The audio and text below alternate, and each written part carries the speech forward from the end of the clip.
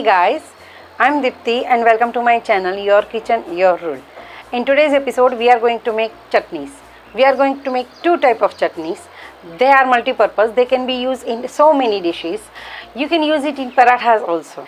They are perfect with chaats, puris, dahi puris, momos and so on. Watch the video till end and I will show you the secrets of these chutneys which make them authentic. But before we start, please consider to subscribe my channel and hit the bell so you will be notified by my new upcoming recipes. So now let's start. All the ingredients and their measurements are listed in the description box below. In a mixie jar, take mint, coriander, ginger, garlic and green chilies. I am making my chutney a bit spicier, but you can adjust the amount of the chilies as per your taste.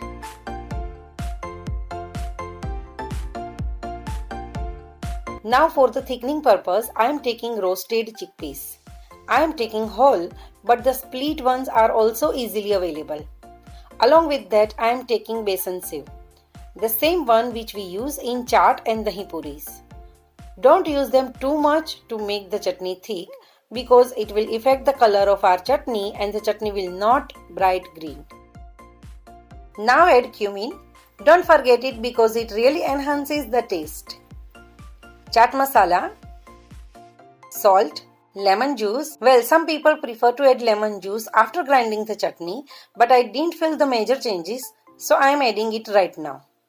The main thing which really matters to maintain the color is the temperature. The jar heats up and that's why the green tender leaves changes the color and becomes black. So we have to maintain the temperature, rest will be fine. That's why I am adding ice cubes. This is the most important thing to take care of. Now cover the lid and grind it. As you can see, the jar itself is cold, so the chutney will not change its color. My chutney is ready, but wait. I will show you the secret of the street style sandwich wala does. What they add in their chutney. And the secret is bread. Yes, they add bread to make their chutney thick along with more chilies. When they cut the sides of the bread while making sandwiches, they reserve the bread pieces and grind them in their chutney. That's why their chutney is thick and smooth. Right now my chutney is thick enough, so I am not adding bread to it. But if your chutney is runny or liquidy, you can add it. Our green chutney is ready. Now let's make red chili garlic chutney.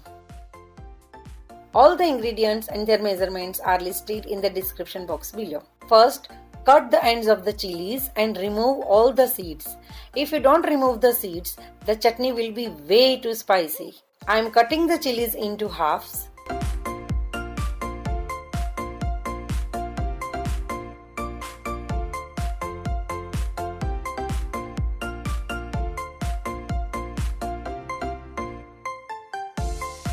Now soak the chilies for 1 hour into the hot boiling water. Now in a mixie jar, take the soaked chilies. Take the flavorful water also in which we had soaked them. Although we will need this water for grinding the chutney also. Garlic, Kashmiri Red Chili Powder for color and it's not spicy too. Lemon juice and salt. Now I like to use groundnut oil. Please don't use any other oil. The nutty flavor of groundnut oil gives the chutney an authentic flavor. Now churn everything and make a smooth paste. Add water if needed. And the simple chutney is ready. Look at the beautiful color and it smells so good. You can adjust the consistency as needed.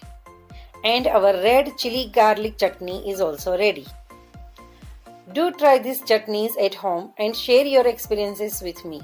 I will see you soon with another delicious recipe next week. Till then, bye.